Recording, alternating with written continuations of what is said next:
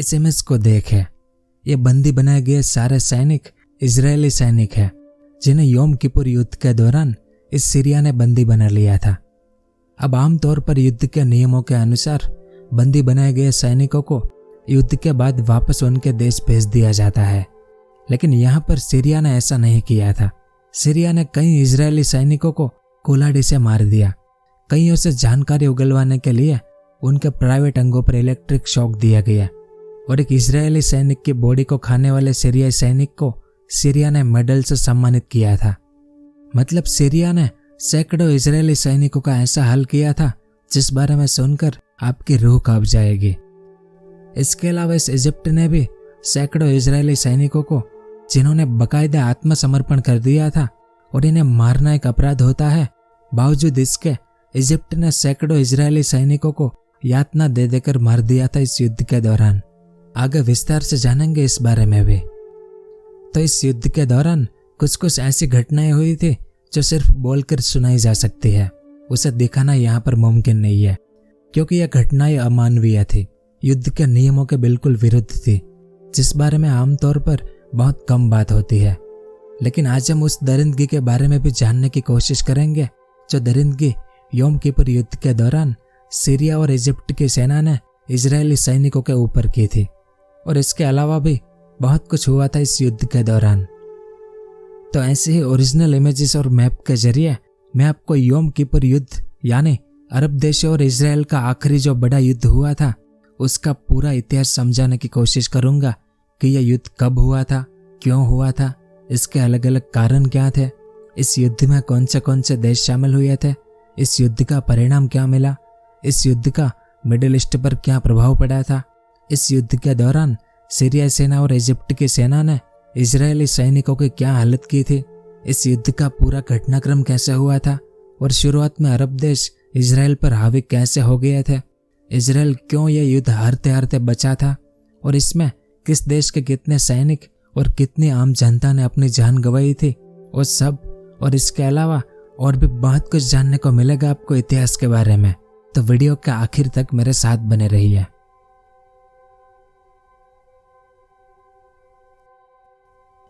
तो जब साल 1967 में अरब देशों और इजराइल के बीच जो 6 दिन का युद्ध हुआ था, उसमें इजराइल ने अरब देशों की काफी जमीन कब्जा ली थी, जैसे इस इजिप्ट से ये पूरा सिनाई प्रायद्वीप और ये गाजा पट्टी, जॉर्डन से ये वेस्ट बैंक और ये पूर्वी यरूशलेम, और इस सीरिया से ये पूरी गोलन हाइट इजराइल के कब्जे में आ गई थी। अब इजराइल ने यह जमीन इसलिए कब्जा ली थी ताकि बाद में इस जमीन के बदले अरब देशों के साथ उनका कोई शांति समझौता हो पाए। इस कारण इजराइल ने 1967 में कहा भी कि अगर अरब देश इजराइल के साथ शांति समझौता कर ले और इजराइल को एक देश के रूप में मान्यता दे दे तो इजराइल अरब देशों की यह जमीन उन्हें वापस दे देगा। लेकिन अरब लीडरों ने ऐसा करने से मना कर दिया कि इजराइल के साथ कोई बातचीत नहीं और इजराइल को कोई मान्यता नहीं। इस कारण इजिप्ट के लीडर अब्देल नासिर ने इजराइल के साथ वॉर ऑफ एट्रिशन शुरू किया, जो कि एक धीमा युद्ध होता है जिसमें इजिप्ट चाहता था कि छुटपुट हमलों से इजराइल को कमजोर करके अरब देशों की जमीन से उन्हें भगा देंगे। लेकिन इसमें भी इजराइल ने हार नहीं मानी और यह धीमा युद्ध लगभग अगले 4 सालों तक चला, यानी 1970 तक। लेकिन फिर भी इससे भी कोई रास्ता नहीं निकला, क्योंकि 1970 में इजिप्ट के लीडर अब्देल नासिर की मौत हो गई, जिसके साथ ही ये वॉर ऑफ एट्रिशन भी खत्म हो गया। तो इजिप्ट में अब्देल नासिर की मौत के बाद 15 अक्टूबर 1970 के दिन अनवर सादात, यह उनकी इमेज है, ये इजिप्ट के नए प्रेसिडेंट बने। लेकिन विरासत में इन्हें एक ऐसा देश मिला था जो आर्थिक पतन के कगार पर खड़ा था, जो शायद इजराइल के खिलाफ एक बड़ा युद्ध लड़ने की स्थिति में भी नहीं था। इस कारण अनवर सादात के लिए इजिप्ट में शांति और स्थिरता लाना इजराइल को मिटाने से ज्यादा जरूरी था। तो अगले कुछ महीनों तक अनवर सादात इजराइल से दूर रहे और अपने देश में आर्थिक विकास पर ध्यान देने लगे। लेकिन इस दौरान इजिप्ट ने सोवियत संघ से हथियार आयात करने जारी रखे, क्योंकि इन्हें पता था कि हमारा ये सिनाई प्रायद्वीप अभी भी इजराइल के कब्जे में है। तो हो सकता है अगर कोई शांति समझौता ना हो तो इसके लिए कोई युद्ध भी लड़ना पड़ सकता है। इस कारण तो इजिप्ट ने हथियार और मिलिट्री रिफॉर्म जारी रखे, लेकिन चुपचाप तरीके से। तो इस तरह से पर्दे के पीछे इजिप्ट फिर से अपने पैरों पर खड़ा हो रहा था। दूसरी ओर यह जॉर्डन जो अब तक इजराइल का दुश्मन था और मुख्य अरब देशों में से एक था, लेकिन 1970 के बाद जॉर्डन पर एक आंधी टूट पड़ी और यह आंधी ऐसी थी कि जॉर्डन जो अब तक इजराइल को अपना दुश्मन मानता था, उसके साथ जॉर्डन की मित्रता हो गई। असल में अब तक यानी 1970 तक जॉर्डन, फतह और PLO संगठन जो था, जो दोनों संगठन इजराइल से भगाए गए फिलिस्तीनी लोगों द्वारा इजराइल को मिटाने के लिए बनाए गए थे, तो इन दोनों संगठन को जॉर्डन ने अपने देश में पनाह दी थी। जॉर्डन ने इन दोनों संगठनों को अपने यहाँ सैन्य ठिकाने बनाकर दिए थे और बाकी हथियार और आर्थिक मदद भी जॉर्डन खूब करता था। लेकिन साल 1970 में जॉर्डन के जो आम लोग थे, खासकर युवा लोग, वे सब PLO से प्रभावित होकर PLO का हिस्सा बनने लगे थे और जॉर्डन में बड़ी बड़ी रैलियां निकालने लगे थे। इस कारण जॉर्डन के राजा हुसैन को डर था कि कहीं ये सब मिलकर मेरी सत्ता ना हथिया ले। तो ऐसा ना हो, इस कारण जॉर्डन के राजा हुसैन ने जॉर्डन पर पूरा कंट्रोल करने के लिए जॉर्डन में सैन्य शासन की घोषणा कर दी, जिस दौरान जॉर्डन की सेना ने हजारों फिलिस्तीनी लड़ाकों को मार दिया और हजारों लड़ाकों को जॉर्डन से निष्कासित करके भगा दिया। यानी जॉर्डन और PLO के लड़ाके जो अब तक एक साथ युद्ध लड़ते थे, वो अब एक दूसरे के खिलाफ युद्ध लड़ने लगे। इस घटना को ब्लैक सितंबर वॉर या जॉर्डन सिविल वॉर कहते हैं, जिस दौरान 23 जुलाई 1971 के दिन जॉर्डन की सेना द्वारा PLO के कई लड़ाकों को फांसी देकर उनकी हत्या कर दी गई। इस कारण ये फिलिस्तीनी संगठन के जो लड़ाके जिंदा थे, इन्होंने सीरिया की राजधानी दमिश्क में ब्लैक सितंबर नाम का एक ग्रुप बनाया और यह ग्रुप सिर्फ सीरिया तक ही सीमित नहीं था। यूरोप और अरब देशों में कई जगहों पर फिलिस्तीनी लोग शरणार्थी शिविरों में जी रहे थे, उनमें से भी कई लोग इस ब्लैक सितंबर ग्रुप का हिस्सा बन गया। यानी देखते ही देखते यह ब्लैक सितंबर ग्रुप बहुत बड़ा हो गया था। खैर, तो इसके बाद इस ग्रुप ने जॉर्डन के साथ युद्ध लड़ना शुरू किया और 28 नवंबर 1971 के दिन इस ग्रुप ने जॉर्डन के प्रधानमंत्री वास्पी ताल की हत्या कर दी। इसके बाद इस ग्रुप ने इस बेल्जियम में एक विमान का अपहरण कर लिया। फिर इस ग्रुप ने इस ब्रिटेन में जो इजरायली कृषि मंत्री काम करते थे, अमी सशोरी, इनकी भी हत्या कर दी। फिर 1972 में जर्मनी के म्यूनिक ओलंपिक में इन्होंने 11 इजरायली खिलाड़ियों को बंधक बनाकर उनकी भी हत्या कर दी, जिसे इतिहास में म्यूनिक ओलंपिक अटैक कहते हैं। लेकिन बाद में इजरायली मोसाद ने ऑपरेशन व्राथ ऑफ गॉड करके इसका बदला भी लिया, जो एक अलग चैप्टर है। अगर आपको इस घटना पर डिटेल्स में वीडियो देखनी है तो नीचे कमेंट करके बताएं। खैर, तो इस ग्रुप ने स्पेन के मैड्रिड शहर में मोसाद के एक अधिकारी बारूक कोहेन की भी हत्या कर दी। इस ग्रुप ने इटली में भी कुछ हमले किया और अमेरिका के न्यूयॉर्क शहर पर भी हमला करने की कोशिश की थी। इस कारण तो इस ब्लैक सितंबर ग्रुप को उस समय आतंकवादी ग्रुप घोषित कर दिया गया, क्योंकि अब यह दुनिया भर में अलग अलग जगहों पर हमले करने लगे थे। और इसी दौरान इस ग्रुप ने जॉर्डन के राजा हुसैन को 2 बार मारने की कोशिश की, लेकिन राजा हुसैन दोनों बार बच गए। इस कारण अब राजा हुसैन इन सभी लड़ाकों को जॉर्डन से भगाना चाहते थे। लेकिन जॉर्डन के लिए यह काम काफी मुश्किल था, पर जॉर्डन के पास एक रास्ता था, इजराइल, क्योंकि यह ग्रुप इजराइल पर भी हमले कर रहा था। तो जॉर्डन ने इसके बाद इजराइल से मदद मांगी कि इन लड़ाकों को जॉर्डन से भगाने में हमारी मदद करो। अब इजराइल के लिए फायदे का सौदा था, क्योंकि एक तो इस ग्रुप के लड़ाके इजराइल पर भी छुटपुट हमले कर रहे थे, इजराइल के खिलाड़ी और मोसाद के अधिकारियों को भी ये मार रहे थे। तो एक तो जॉर्डन की मदद करने से इजराइल को अपना बदला लेने का मौका मिल जाएगा, और दूसरा, जॉर्डन की मदद करने से उनका एक दुश्मन दोस्त बन जाएगा। इस कारण इजराइल ने बिना कोई देर जॉर्डन की मदद करना शुरू किया। और दूसरी ओर पाकिस्तान ने भी जॉर्डन की काफी मदद की सिविल वॉर में। इस कारण जॉर्डन, पाकिस्तान और इजराइल की सेना ने मिलकर लगभग सभी फिलिस्तीनी लड़ाकों को जॉर्डन से भगा दिया, जिसमें सैकड़ों लड़ाके मारे भी गए, और जो 15,000 लड़ाके भाग गए वो सभी सीरिया में चले गए। अब सीरिया ने इन फिलिस्तीनी लड़ाकों की काफी मदद की थी इस युद्ध में। क्यों? क्योंकि इसी साल 1971 में सीरिया में हाफिज अल असद, या उनकी इमेज है, इन्होंने तख्ता पलट करके सीरिया की सत्ता हथिया ली और ये सीरिया के प्रेसिडेंट बन गया। अब 1967 के युद्ध के दौरान ये सीरिया के रक्षा मंत्री थे और इजराइल से हार गए थे। इस कारण ये इजराइल से बदला लेना चाहते थे। ऐसे में फिलिस्तीनी लड़ाकों को अपने यहाँ पनाह देकर इजराइल पर हमला करवाना आसान हो जाता। इसके अलावा हाफिज अल असद फिर से इस गोलन हाइट को सीरिया का हिस्सा बनाकर अपने लोगों के सामने एक हीरो बनना चाहते थे। इस कारण सीरिया ने फिलिस्तीनी लड़ाकों को अपने यहाँ पनाह देना शुरू कर दिया था। लेकिन ऐसा करने से जॉर्डन नाराज हो गया, क्योंकि जॉर्डन के दुश्मनों को सीरिया पनाह दे रहा था और उनकी मदद कर रहा था। इस कारण जॉर्डन सीरिया से दूर चला गया और इजराइल का दोस्त बन गया था 1972 में ही। फिर इस तरफ इजिप्ट में अब्देल नासिर की मौत के बाद अनवर सादात 1970 के बाद से काफी शांत बैठे हुए थे। यानी इजराइल के निर्माण के बाद पहली बार ऐसा हुआ था कि इजिप्ट इतना शांत बैठा था और कुछ कर नहीं रहा था, क्योंकि अब इजिप्ट पहले की तरह इजराइल को खत्म करना नहीं चाहता था। इससे पहले इजिप्ट ने 3-4 बार कोशिश की थी इजराइल को खत्म करने की, लेकिन हर बार इजिप्ट को मुंह की खानी पड़ी थी। पर यहाँ पर इजिप्ट अपने सिनाई प्रायद्वीप को वापस जरूर पाना चाहता था। इस कारण अनवर सादात यूनाइटेड नेशंस के पास गए और कहा कि अगर इस सिनाई प्रायद्वीप से इजराइल अपनी सेना हटा ले तो इजिप्ट इजराइल को एक देश के रूप में मान्यता दे देगा। अब इजराइल भी ये शांति चाहता था और इजराइल ने कहा कि ठीक है, हम सिनाई से अपनी सेना हटा लेंगे और आप हमें एक देश के रूप में मान्यता भी दे देंगे, लेकिन उसके बाद अब इजराइल पर एक भी हमला नहीं करेंगे।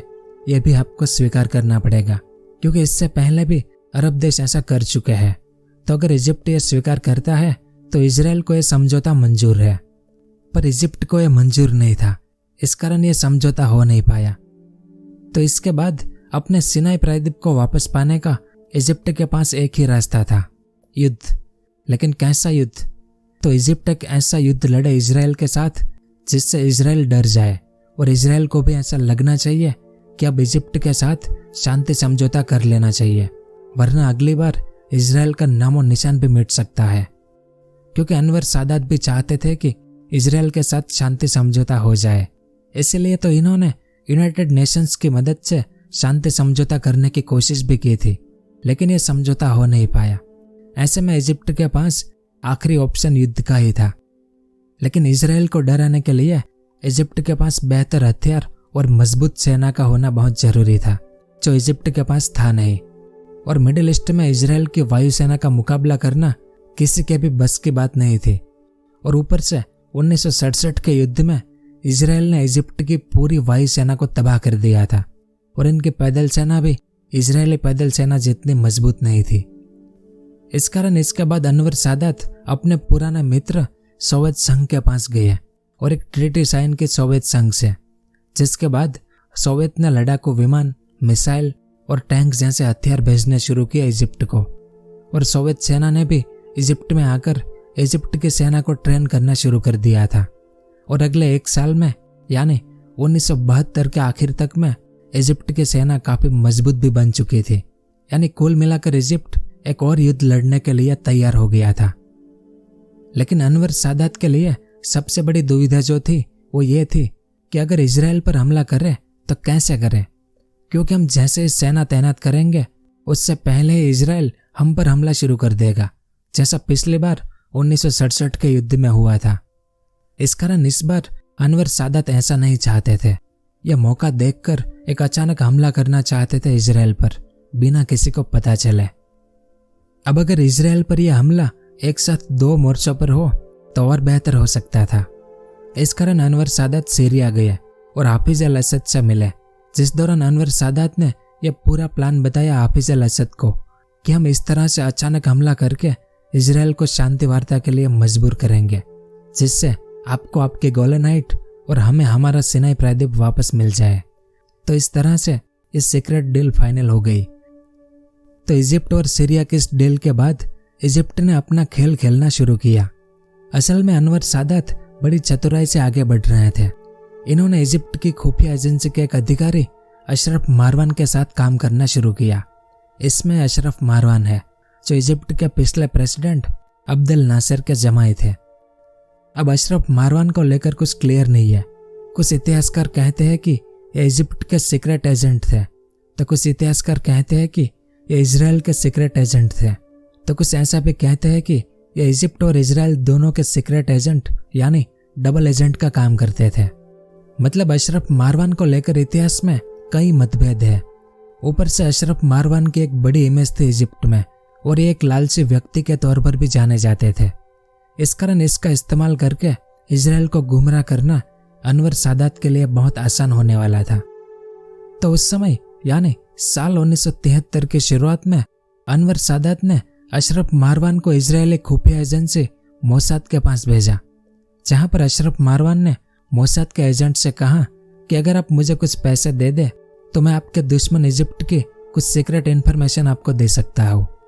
पर शुरुआत में तो मोसाद ने इन पर भरोसा नहीं किया, लेकिन बाद में मोसाद को भी यह लगा कि अशरफ मारवान इजिप्ट की खुफिया एजेंसी में बड़े पद पर तैनात है और अनवर सादात के काफी करीब भी रहता है और ऊपर से लालची व्यक्ति भी है, तो शायद पैसे के कारण ये कुछ जरूरी इन्फॉर्मेशन हमें देना चाहता है। इस कारण मोसाद ने अशरफ मारवान को पैसे दिए और जानकारी मांगी। तो मारवान ने कहा कि इस साल अप्रैल में इजिप्ट और सीरिया इजराइल पर एक बड़ा हमला करने वाले हैं। तो इसके बाद इजराइल एकदम से अलर्ट हो गया और अपनी सेना को सिनाई प्रायद्वीप और गोलन हाइट पर तैनात कर दिया और सामने इजिप्ट ने ठीक उसी समय पर अपनी सेना को सुएज कैनाल पर अभ्यास करने भेज दिया। और ये सब देखकर इजराइल को तो यकीन हो गया कि इजिप्ट बहुत जल्द युद्ध की शुरुआत करेगा ही। लेकिन अप्रैल महीना पूरा खत्म हो गया पर इजिप्ट ने हमला नहीं किया। फिर मई में अशरफ मारवान फिर से मोसाद के पास गए कि मई के मध्य में इजिप्ट इजराइल पर हमला करने की योजना बना रहा है। इस कारण इजराइल ने फिर से सेना तैयार कर दी और सामने इजिप्ट ने उसी समय पर फिर से अपनी सेना को अभ्यास करने भेजा। और इस बार भी इजराइल ने इंतजार किया, लेकिन इजिप्ट ने इस बार भी कोई हमला नहीं किया। यानी अनवर सादात इजराइल को गुमराह करने में पूरी तरह से सफल हो गया। दूसरी ओर इजिप्ट के पास अब मजबूत सेना, वायुसेना और हथियारों की कोई कमी नहीं थी, क्योंकि सोवियत संघ से काफी कुछ मिला था इजिप्ट को। लेकिन अनवर सादात जानते थे कि युद्ध के बाद इजराइल के साथ शांति समझौता करने के लिए अमेरिका को साथ लाना बहुत जरूरी है, क्योंकि अमेरिका जो कि इजराइल का एक प्रमुख सहयोगी था, वही इजिप्ट और इजराइल के बीच शांति समझौता करवा सकता था।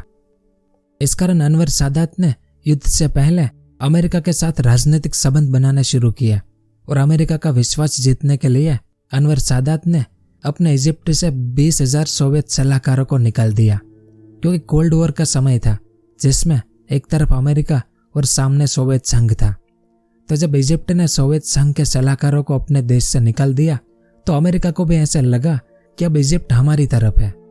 तो इस तरह से अनवर सादात ने अमेरिका को भी अपने साथ में ले लिया था। फिर इसके बाद अनवर सादात ने कई अरब देशों के साथ सैन्य गठबंधन बनाया कि जब इजराइल से हमारा युद्ध हो तो आप थोड़ी बहुत अपनी सेना भेजकर हमारी मदद करना। यानी अनवर सादात ने युद्ध करने से पहले काफी कुछ किया ताकि युद्ध के बाद इजिप्ट को ज्यादा समस्या ना हो और इजराइल से शांति समझौता भी हो जाए। दूसरी ओर इजराइल में अक्टूबर 1973 में यहूदी लोगों का सबसे पवित्र त्योहार योम किपुर आने वाला था, जिस दौरान पूरे इजराइल में नेशनल हॉलिडे होता है। तो योम किपुर के ठीक एक सप्ताह पहले अशरफ मारवान को आखिरी बार मोसाद के पास भेजा गया और इजराइल को बताया गया कि योम किपुर त्योहार के दिन इजिप्ट और सीरिया आप पर हमला करने की योजना बना रहे हैं। और इस तरफ इजिप्ट ने इस बार भी अपनी सेना को अभ्यास करने भेज दिया सुएज कैनाल पर। लेकिन जब इजराइल ने देखा कि ये लोग इस बार भी सिर्फ सैन्य अभ्यास कर रहे हैं और हर बार की तरह कुछ दिनों बाद ये वापस चले जाएंगे, यानी इजराइल को हमला होने की संभावना नजर नहीं आई। इस कारण इजराइल ने अपने ज्यादातर सैनिकों को छुट्टी दे दी कि आप घर जाइए और योम किपुर त्योहार का मजा लीजिए। अब इस मैप को देखें। योम किपुर के ठीक एक दिन पहले इस सुएज कैनाल के इस तरफ इजिप्ट ने अपने 1 लाख सैनिक और 1350 टैंक तैनात कर दिए। सामने सुएज कैनाल के इस तरफ इजराइल के सिर्फ 450 ही सैनिक थे और इस पूरे सिनाई प्रायद्वीप में इजराइल के सिर्फ 290 टैंक ही थे।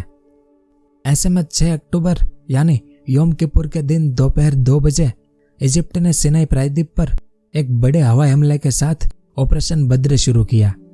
जिसमें इजिप्ट के 200 से ज्यादा लड़ाकू विमानों ने सिनाई में इजरायली ठिकानों पर बम बरसाए और दूसरी तरफ बिल्कुल इसी समय पर सीरिया ने भी इस गोलन हाइट में आक्रमण शुरू किया। तो ऑपरेशन बद्र के पीछे इजिप्ट की 32,000 पैदल सेना ने सुएज कैनाल को पार करना शुरू किया। इसे द क्रॉसिंग के नाम से जाना जाता है। इस इमेज में आप देख सकते हैं इजिप्ट के सैनिक इस कैनाल को पार करके सिनाई प्रायद्वीप में एंटर हो चुके थे। लेकिन यहाँ पर इजराइल ने पहले से ही एक बड़ी रेत की दीवार बना रखी थी। इसमें आप इस रेत की दीवार को देख सकते हैं। अब यह दीवार इजराइल ने इसलिए बनाई थी ताकि भविष्य में इजिप्ट कभी युद्ध करे तो उनके टैंक इस रेत की दीवार में ही धंस जाए और सिनाई में एंट्री ना कर पाए।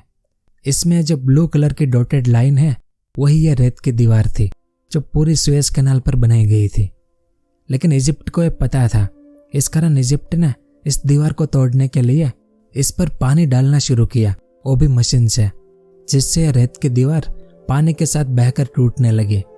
जिसके बाद इजिप्ट की सेना और टैंक सिनाई के अंदर घुस गए। लेकिन इसके आगे इजराइल ने पूरी सुएज कैनाल पर ऐसी बार लेव लाइन बना रखी थी, ये वाली। इसमें जो लाल कलर में है वो पूरी ऐसी बार लेव लाइन थी।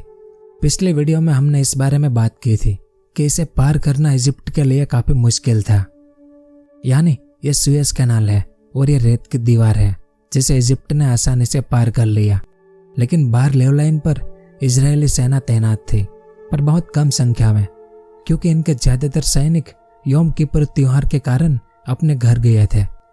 फिर भी यहाँ पर इजरायली सेना 6 घंटे तक जी जान से लड़ी, लेकिन संख्या कम होने के कारण इजरायली सेना हार गई।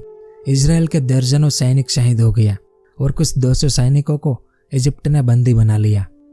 फिर इसके बाद तो इजिप्ट ने सिनाई प्रायद्वीप के कई बिंदुओं पर कब्जा कर लिया और ये सिनाई में कई किलोमीटर तक आगे बढ़ चुके थे इजराइल की तरफ। फिर अगले दिन 7 अक्टूबर के दिन सुबह होते होते इजिप्ट के 850 टैंक भी इस बार लेव लाइन को पार करके सिनाई में आगे बढ़ चुके थे और इन्होंने अगले 3 दिन में सैकड़ों इजरायली सैनिकों को, इनके सैन्य ठिकानों को और इनके टैंकों को तबाह कर दिया। यानी इजराइल को काफी हानि उठानी पड़ गई।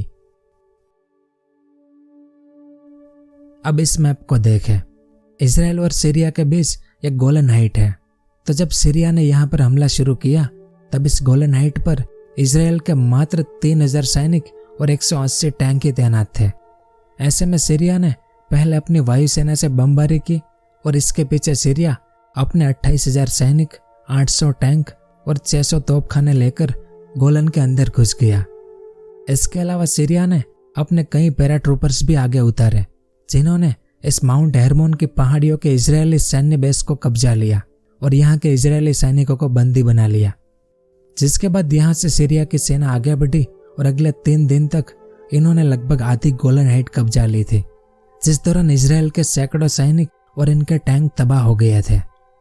यानी इजराइल के निर्माण के बाद पहली बार उन पर ऐसा भयानक हमला हुआ था कि इससे इजराइल के एकदम से होश उड़ गए थे। इस हमले ने इजराइल को काफी डरा दिया था और इजरायली अधिकारियों को समझ नहीं आ रहा था कि अब आगे क्या करें और कैसे इन्हें आगे बढ़ने से रोके। और ऊपर से इस गोलन हाइट में यहाँ अल कुनैतरा का जो दर्रा था उस पर भी सीरिया ने कब्जा करने की कोशिश की, जिसमें दोनों ओर के सैकड़ों सैनिक शहीद हो गए। पर इस हमले के बाद इजरायली सेना को एहसास हो गया कि यह सीरिया पूरी गोलन हाइट कब्जाने के मूड में है, क्योंकि सीरिया की बहुत बड़ी सेना और 300 से ज्यादा टैंक गोलन हाइट में घुस गए थे और वो लगातार आगे बढ़ रहे थे। इस कारण इजरायली रक्षा मंत्री मोशे डयान ने वायुसेना से हमला करने का आदेश दिया ताकि सीरियाई प्रगति को रोका जा सके। लेकिन सीरिया ने इजरायली वायुसेना के कई विमानों को ध्वस्त कर दिया, यानी इजराइल इन्हें रोक पाने में सफल नहीं हो पाया। मतलब इजराइल की लाख कोशिशों के बावजूद भी सीरिया तेजी से आगे बढ़ रहा था इस जॉर्डन नदी की ओर, और इजरायली सेना जो चोटियों पर थी वो अभी गोलन हाइट तक पहुंची नहीं थी। इस कारण 9 अक्टूबर के दिन इजरायली प्रधानमंत्री गोल्डा मेयर ने परमाणु बम के इस्तेमाल करने की बैठक बुलाई। और जब यह बात सीरिया के लीडर हाफिज अल असद को पता चली तो इन्होंने अपनी सेना को जॉर्डन नदी के पास जाने से मना कर दिया कि अब आगे मत बढ़े। लेकिन अगर यहाँ मिडिल ईस्ट में परमाणु बम फटा तो सोवियत संघ भी अपने कुछ परमाणु हथियार सीरिया को दे सकता था, जिससे यह युद्ध बाकी देशों में भी फैल सकता था। तो ऐसा कुछ हो इससे पहले ही अमेरिका ने इजराइल की मदद करने का फैसला लिया, लेकिन इसमें एक दुविधा थी।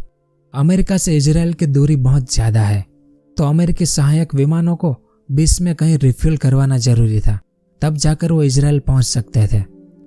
अब अरब देशों ने साफ साफ कह दिया यूरोप को कि अगर किसी भी यूरोपीय देशों ने अमेरिकी सहायक विमानों को रिफ्यूल करवाने में मदद की तो उस देश को ऑयल मिलना बंद हो जाएगा। इस कारण यूरोपीय देश चाहकर भी इजराइल की मदद नहीं कर पाए और मजबूरी में इन्होंने अमेरिका को मना कर दिया।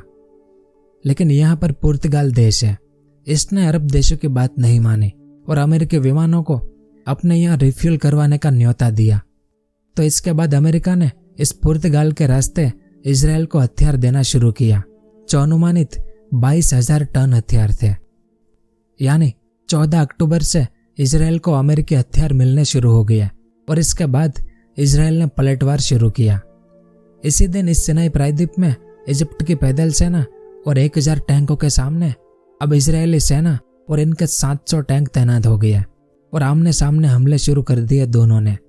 लेकिन इसमें इजिप्ट के कम से कम 250 टैंक और 1000 से ज्यादा सैनिक शहीद हो गए। सामने इजराइल के भी 40 टैंक और 665 सैनिक शहीद हो गए। पर अब इजराइल ने यहां से इजिप्ट को आगे बढ़ने से रोक दिया था। अब कुछ काम ऐसे होते हैं जो दिन के उजाले में नहीं किए जाते।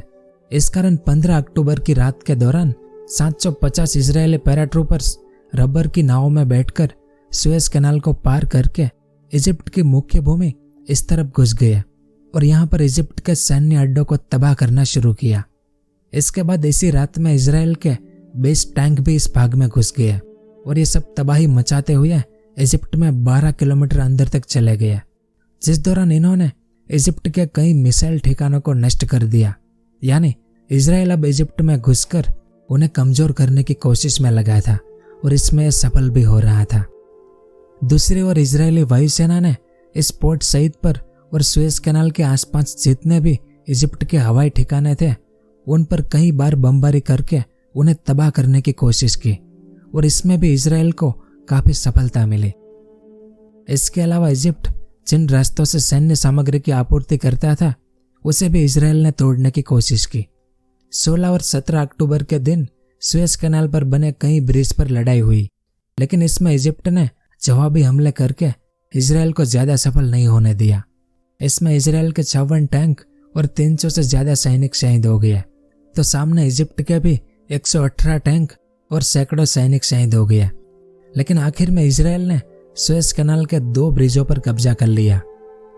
इसके बाद इजरायली सेना ने यहाँ इस्माइलिया में आक्रमण करना शुरू किया, क्योंकि इजिप्ट की सेना की रसद और आपूर्ति ज्यादातर इसी शहर से हो रही थी। इस कारण इजराइल इस शहर को कब्जा कर या आपूर्ति लाइन को तोड़ना चाहता था। तो यहाँ पर अगले 2 दिन लड़ाई चली, जिसमें इजिप्ट के 300 सैनिक शहीद हो गया और 16 इजरायली भी शहीद हो गया। इसके बाद इजरायली वायुसेना ने इस्माइलिया पर बमबारी करनी शुरू की। इस कारण इजिप्ट के कई सैनिक यहाँ से भाग निकले और इनके हजारों सैनिक बंकरों में छिप गए, पर इस शहर के सैकड़ों आम लोग इसमें मारे गए।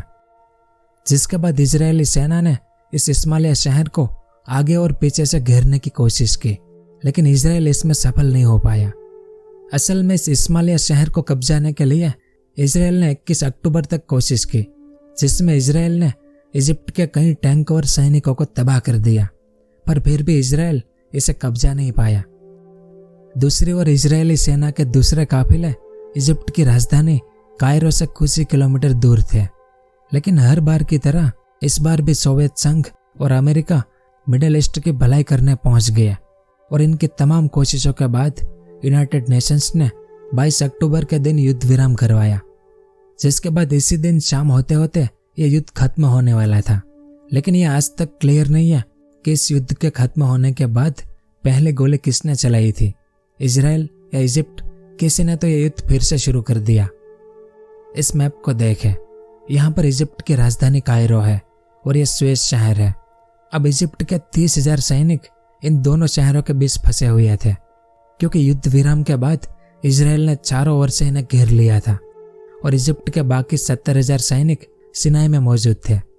इस कारण इजराइल ने सुएज कैनाल के इस तरफ वाला बड़ा हिस्सा इजिप्ट से कब्जा लिया था और अनुमानित राजधानी कायरो से कुछ 100 किलोमीटर ही दूर थी इजरायली सेना। इस कारण इसके बाद इजिप्ट की चिंता बढ़ने लगी, क्योंकि सिनाई में मौजूद सेना अब सुएज कैनाल को पार करके इस तरफ आ नहीं सकती थी और यहाँ पर उनकी जो सेना थी उन्हें इजराइल ने घेर लिया था। यानी इजराइल के पास एक खुला इलाका था राजधानी कायरो की ओर आगे बढ़ने का, क्योंकि जवाबी हमला करने वाला कोई था नहीं। यानी अब इजिप्ट अब हर तरफ से इजरायली जाल में फंस चुका था।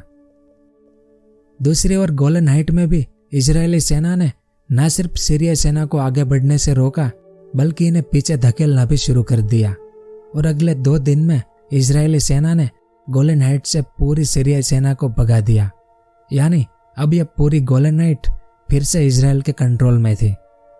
तो इसके बाद इजराइल को यह निर्णय लेना था कि क्या 1967 की सीमा पर रुकना है या सीरिया क्षेत्र में और आगे बढ़ना है।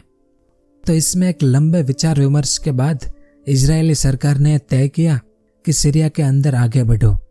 इस कारण इजरायली सेना गोलन से सीरिया के अंदर घुस गई और सीरिया की राजधानी दमास्कस को कब्जाने निकल पड़ी और अगले 4 दिन में इजरायली सेना दमास्कस से मात्र 30 किलोमीटर ही दूर थी और इन 4 दिनों में सीरिया को भारी नुकसान उठाना पड़ा। सीरिया की सेना उनके ही देश में तितर बितर हो गई, इनके सैकड़ों सैनिक शहीद हो गया, इनके दर्जनों टैंक तबाह हो गया। यानी सीरिया की हालत खराब होती जा रही थी। इस कारण अरब देशों ने इस जॉर्डन पर दबाव डाला कि जाकर सीरिया की मदद करो। ऐसे में जॉर्डन के राजा हुसैन दुविधा में पड़ गए कि अब क्या करें, क्योंकि अभी 2 साल पहले ही इजराइल ने जॉर्डन की मदद की थी पीएलओ को भगाने के लिए। इस कारण जॉर्डन इजराइल पर हमला करना चाहता नहीं था, लेकिन अरब देशों का दबाव इतना था कि जॉर्डन परेशान हो गया और राजा हुसैन ने बाकायदा इजराइल से कहा कि हम आप पर हमला करना चाहते नहीं है, पर दबाव के कारण हम सीरिया की थोड़ी सी मदद कर रहे हैं, तो आप जॉर्डन पर हमला मत करना। ऐसे में इजराइल ने भी कहा कि युद्ध का नया मोर्चा खोलने का हमारा कोई इरादा नहीं है, जिसके बाद जॉर्डन ने अपने कुछ सैनिक सीरिया भेजे। दूसरी ओर इस इराक ने अपने 30,000 सैनिक और 500 टैंक सीरिया भेजे। इस सऊदी अरब ने भी अपने कुछ सैनिक भेजे। यानी अब सीरियाई, इराकी, जॉर्डन और सऊदी अरब के एक साथ जवाबी हमलों ने इजराइल को आगे बढ़ने से रोक दिया। और कब? जब वो दमास्कस से मात्र 30 किलोमीटर ही दूर थे। फिर 20 अक्टूबर के दिन यहाँ पर एक लड़ाई हुई, जिसमें इजरायली वायुसेना ने अरब सेना के 120 टैंक नष्ट कर दिए, जिसके बाद भी कुछ छुटपुट लड़ाइयाँ हुई।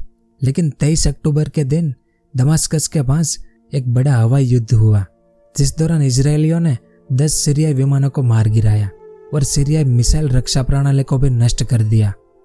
इसके अलावा इजरायली वायुसेना ने सीरिया के बिजली संयंत्रों, पेट्रोल ठिकानों, पुलों और मुख्य सड़कों सहित सीरिया के सभी रणनीतिक ठिकानों पर हमला करके सीरिया को काफी नुकसान पहुंचाया, जिसके बाद सीरिया की स्थिति काफी कमजोर हो गई थी। यानी अब यह सिनाई प्रायद्वीप और यह गोलन हाइट इजराइल के कंट्रोल में तो आ ही गए थे, पर अब इजराइल इजिप्ट और सीरिया की मुख्य भूमि पर भी तबाही मचाते हुए आगे बढ़ रहा था। इसका सबसे बड़ा कारण था अमेरिका, क्योंकि अमेरिका ने 14 अक्टूबर के बाद से इजराइल को काफी मदद की थी। दूसरी ओर इजिप्ट और सीरिया को भी सोवियत संघ से काफी मदद मिली थी, लेकिन बावजूद इसके इजराइल इन पर हावी हो गया था। इस कारण 25 अक्टूबर के दिन इस सोवियत संघ ने ऐलान किया कि हम इजराइल के विरुद्ध अपनी सेना भेजेंगे। तो सामने अमेरिका ने भी यही जवाब दिया कि फिर हम भी ऐसा ही करेंगे, और अगर ऐसा होगा तो इन दोनों महासत्ताओं का युद्ध जल्द ही परमाणु युद्ध में तब्दील हो सकता था। इस कारण सोवियत संघ ने कहा कि अगर इजराइल आगे बढ़ना रोक दे, यानी जहां पर वह है वहीं पर रुक जाए, तो सोवियत संघ अपनी सेना नहीं भेजेगा, और अगर इजराइल ने आगे बढ़ना जारी रखा तो हम भी इस युद्ध में कूद पड़ेंगे। और उस समय यानी 1973 में अमेरिका अभी वियतनाम युद्ध से लौट ही रहा था, जिसमें इन्होंने अपने हजारों सैनिक गंवा दिए थे। तो अमेरिका भी इस युद्ध में आना नहीं चाहता था। इस कारण अमेरिका के कहने पर इजराइल ने आगे बढ़ना रोक दिया और 28 अक्टूबर के दिन यूनाइटेड नेशंस ने रिजोल्यूशन 339 पास करके इस युद्ध को रोक दिया। लेकिन यह युद्ध अभी खत्म नहीं हुआ था, क्योंकि इसके बाद भी छुटपुट लड़ाइयाँ चल ही रही थी दोनों ओर से। इस कारण आखिर में अमेरिका ने इजराइल और अरब देशों की सीधी बैठक की 18 जनवरी 1974 के दिन। यानी इस युद्ध के लगभग 3 महीने बाद अमेरिका के कहने पर इजराइल और इजिप्ट ने शांति वार्ता पर हस्ताक्षर किए। इसे Sinai separation of force agreement कहते हैं। और कुछ ऐसा ही समझौता 31 मई 1974 के दिन इजराइल और सीरिया के बीच हुआ। यानी इजराइल के निर्माण के बाद पहली बार इजराइल और अरब देशों के नेताओं ने आमने सामने बैठकर शांति समझौता किया था, जिसमें इजराइल ने सुएज कैनाल की इस तरफ वाली जमीन वापस इजिप्ट को दे दी और गोलन हाइट की इस तरफ वाली जमीन वापस सीरिया को दे दी। तो कुछ इस तरह से ये योम किपुर युद्ध खत्म हुआ था। असल में इस युद्ध को कई नामों से जाना जाता है। एक तो योम किपुर युद्ध, क्योंकि यह योम किपुर त्योहार के दिन शुरू हुआ था। फिर इसे अक्टूबर युद्ध के नाम से भी जाना जाता है। इसके अलावा इसे रमजान युद्ध भी कहते हैं, क्योंकि तब रमजान महीना चल रहा था। इसके अलावा इसे चौथे अरब इजरायली युद्ध के नाम से भी जाना जाता है। और इससे पहले की वीडियो में आगे के 3 अरब इजरायली युद्धों के बारे में हम विस्तार से जान चुके हैं। आप चाहे तो इन्हें भी देख सकते हैं। खैर, तो अब बात करते हैं इस युद्ध के परिणामों की। तो 1973 का योम किपुर युद्ध इजराइल जीता जरूर, लेकिन इजराइल ने इसकी भारी कीमत चुकाई थी, क्योंकि इस बार इजराइल को भी एहसास हो गया था कि अरब देशों को हल्के में नहीं ले सकते। और सामने इजिप्ट ने भी जीत का जश्न मनाया, क्योंकि शुरुआती दिनों में जिस तरह से इजिप्ट लड़ा था उससे इजिप्ट के लोग काफी खुश हुए थे और इन्हें लगा कि हमने पिछले सभी युद्धों का बदला ले लिया है। इस कारण तो इसके बाद इजराइल और इजिप्ट के बीच शांति वार्ता शुरू हो गई थी और साल 1979 में इजराइल और इजिप्ट के बीच पहली शांति संधि हुई, जिसे कैंप डेविड समझौता कहते हैं, जिसके तहत इजराइल ने पूरा सिनाई प्रायद्वीप वापस इजिप्ट को दे दिया और सामने इजिप्ट ने इजराइल को एक देश के रूप में मान्यता दे दी। यानी इजराइल को मान्यता देने वाला पहला देश इजिप्ट था। इस कारण तो इसके बाद सभी अरब देश इजिप्ट पर गुस्सा हो गए और अरब देशों ने इजिप्ट के साथ सारे संबंध तोड़ दिए। और सबसे बड़ा सदमा सीरिया को लगा, क्योंकि इजिप्ट ने ही सीरिया को इस युद्ध में धकेला था और बाद में इजिप्ट ने बाजी पलट दी। यानी एक तरह से इजिप्ट ने सीरिया की पीठ में सूरा घोंप दिया था। लेकिन इतिहास में हमेशा ऐसा ही हुआ है कि जो लोग शांति करवाते हैं वो लंबा जी नहीं पाते। यहाँ पर भी यह शांति इजिप्ट के राष्ट्रपति अनवर सादात ने करवाई थी। इस कारण अक्टूबर 1981 में एक सैन्य परेड के दौरान कुछ चरमपंथी मुस्लिम सैनिकों ने अनवर सादात की हत्या कर दी, क्योंकि इनका मानना था कि अनवर सादात ने अरब देशों को धोखा दिया है। और इसके बाद होस्नी मुबारक इजिप्ट के प्रेसिडेंट बने और इन्होंने भी इस कैंप डेविड समझौते को जारी रखा, क्योंकि इसके बाद अरब देशों का ध्यान ईरान इराक युद्ध की तरफ चला गया। इस कारण इस शांति समझौते के बाद आज तक अरब और इजराइल का कोई बड़ा युद्ध नहीं हुआ था। लेकिन अभी अक्टूबर 2023 में हमास और इजराइल के बीच जंग शुरू हुई है। अब यह कहां पर रुकेगी वो तो आने वाला समय ही बताएगा। दूसरी ओर इस युद्ध के बाद इजराइल में सरकार की तैयारियों में कमी को लेकर जमकर आलोचना हुई। इस कारण अगले साल इजरायली प्रधानमंत्री गोल्डा मेयर ने पद छोड़ दिया और मोशे डयान, जो कि इजराइल के रक्षा मंत्री थे और 1967 के युद्ध के हीरो थे, इनकी भी खूब आलोचना हुई। इस कारण इन्हें भी शर्मनाक तरीके से अपना पद छोड़ना पड़ा। और इजराइल के निर्माण के बाद से इजराइल में लेबर पार्टी शासन करती आई थी, लेकिन इस युद्ध के बाद साल 1977 के चुनाव में लेबर पार्टी को इजराइल के इतिहास में पहली बार सत्ता से बाहर कर दिया गया था। और आखिर में यह भी जान लेते हैं कि इस युद्ध में किस देश के कितने लोगों ने अपनी जान गंवाई थी।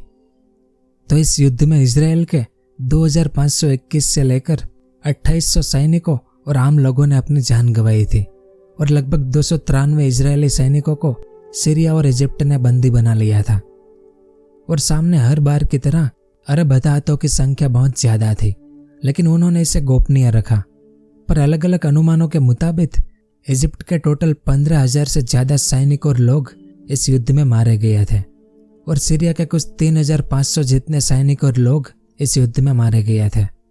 इसके अलावा जो अरब देश इजिप्ट और सीरिया की मदद के लिए आए थे, उनमें से इराक के 278 सैनिक, जॉर्डन के 23 सैनिक और इस मोरक्को के भी कुछ सैनिक इस युद्ध में शहीद हो गए थे। और सामने इजराइल ने 8,372 इजिप्ट के सैनिक, 392 सीरियाई सैनिक, 13 इराकी सैनिक और 6 मोरक्काई सैनिक को बंदी बना लिया था, जिसे युद्ध के बाद इजराइल ने वापस उनके देश भेज दिया था। पर जिन इजरायली सैनिकों को सीरिया और इजिप्ट ने बंदी बना लिया था, उनमें से कई इजरायली सैनिक वापस कभी इजराइल लौट ही नहीं पाए, क्योंकि इस युद्ध के दौरान गोलन हाइट में 28 इजरायली सैनिकों के ऐसे शव मिले जिनकी आंखों पर पट्टी बांधी हुई थी और उनके हाथ बंधे हुए थे, यानी इन्हें यातना देकर मारा गया था। और दिसंबर 1973 में सीरिया रक्षा मंत्री मुस्तफा टाल्स ने कहा कि सीरिया सेना ने बंदी बनाए गए 28 इजरायली सैनिकों को कुल्हाड़ी से मार दिया था और एक का शव खाने वाले सीरियाई सैनिक को रिपब्लिक मेडल से सम्मानित किया था सीरिया ने। इसके अलावा सीरिया ने इजरायली सैनिकों के प्राइवेट पार्ट्स पर बिजली के झटके देकर उनसे क्रूरतापूर्वक जानकारी उगलवाने की कोशिश की थी। और इससे भी बुरा यह था कि सीरियाई सेना में जो मोरक्को के सैनिक लड़ रहे थे, उनमें से जब एक सैनिक वापस अपने देश मोरक्को जा रहा था, तब वो एक इजरायली सैनिक के शव को अपने साथ एक बोरी में ले जाते हुए पाया गया था। और पूछताछ करने पर उसने बताया कि वो स्मृति चिन्ह के रूप में उसे घर ले जाना चाहता था। इसके अलावा कई मारे गए इजरायली सैनिकों से उनकी वर्दी छीन ली गई और वे सिर्फ जांघिया पहने हुए पाए गए थे। फिर बाद में इजरायली सेना के मुख्य चिकित्सक अधिकारी द्वारा प्रस्तुत एक रिपोर्ट में कहा गया था कि ज्यादातर इजरायली सैनिकों को जिन्हें सीरिया ने बंदी बना लिया था, उन्हें गंभीर शारीरिक और मानसिक यातना का सामना करना पड़ा था। इसी कारण तो युद्ध के बाद सीरिया ने इजरायली सैनिकों के नाम अंतर्राष्ट्रीय समिति में जारी नहीं किया और सीरिया ने कहा कि हमने किसी भी इजरायली सैनिक को बंदी नहीं बनाया था, जो एक सरासर झूठ था सीरिया के द्वारा, क्योंकि इन्होंने युद्ध के नियमों का भंग किया था। दूसरी ओर इजिप्ट ने भी कुछ ऐसा ही किया था। युद्ध के दौरान आत्मसमर्पण करने वाले लगभग 200 इजरायली सैनिकों को इजिप्ट ने बेवजह मार दिया था, क्योंकि युद्ध के बाद एक रेडियो कॉल रिकॉर्डिंग लीक हुई थी, जिसमें इजिप्ट की सेना के अधिकारी साफ साफ आदेश दे रहे थे कि जो भी इजरायली सैनिक आत्मसमर्पण करे उसे तुरंत मार दिया जाए। और ऐसा ही किया था इजिप्ट की सेना ने, जो युद्ध के नियमों के विपरीत था। इसके अलावा कुछ इजरायली सैनिकों को पूछताछ के दौरान पीट पीट कर मार दिया था और इनकी तस्वीरें भी ली थी इजिप्ट ने, लेकिन इसे कभी सार्वजनिक नहीं किया गया। लेकिन साल 2013 में इजरायली सरकार ने इन दस्तावेजों को सार्वजनिक किया, जिसमें बताया गया कि इस युद्ध के दौरान इजिप्ट में कम से कम 86 ऐसे इजरायली सैनिक को मार दिया जिन्होंने पहले से ही आत्मसमर्पण कर दिया था। यानी अरब देशों ने इस युद्ध के दौरान कुछ ऐसे काम किए थे जो बिल्कुल युद्ध के नियमों के विपरीत थे। तो कुछ ऐसा इतिहास है योम किपुर युद्ध का।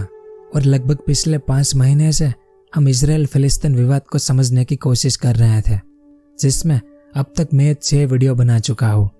अगर आपने ये सभी वीडियो नहीं देखी है तो आप जरूर देखिए, काफ़ी मेहनत से बनाई गई है, तो आपको थोड़ा बहुत तो इतिहास के बारे में जानने को मिलेगा ही। और अगर आपने ये पूरी सीरीज देख ली है और अगर आपको मज़ा आया हो तो आप मेरे काम को सपोर्ट कर सकते हैं। तो यह सब कुछ था इस वीडियो में। आपको ये वीडियो कैसा लगा नीचे कमेंट करके ज़रूर बताएं। अगर वीडियो पसंद आया हो तो इसे लाइक और शेयर ज़रूर करें। पूरा वीडियो देखने के लिए आपका बहुत बहुत धन्यवाद।